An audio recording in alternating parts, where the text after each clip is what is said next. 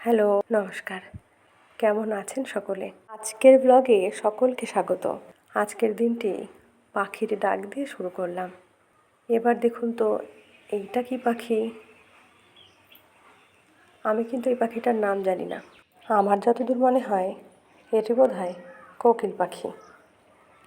সকালবেলা এত সুন্দর, পুরো দিনটাই কিন্তু খুব ভালো কাটবে মনে হচ্ছে।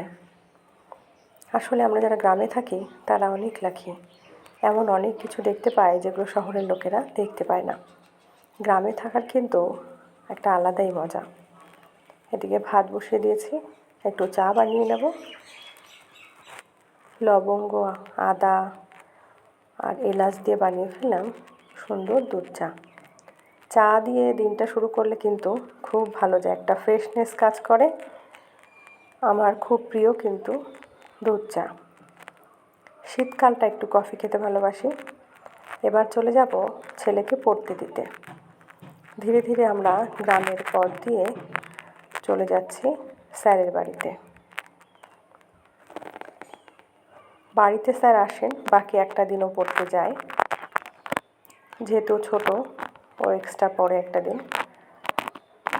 এবার দেখুন কত সুন্দর ধান ক্ষেত, সবুজের সমারোহ।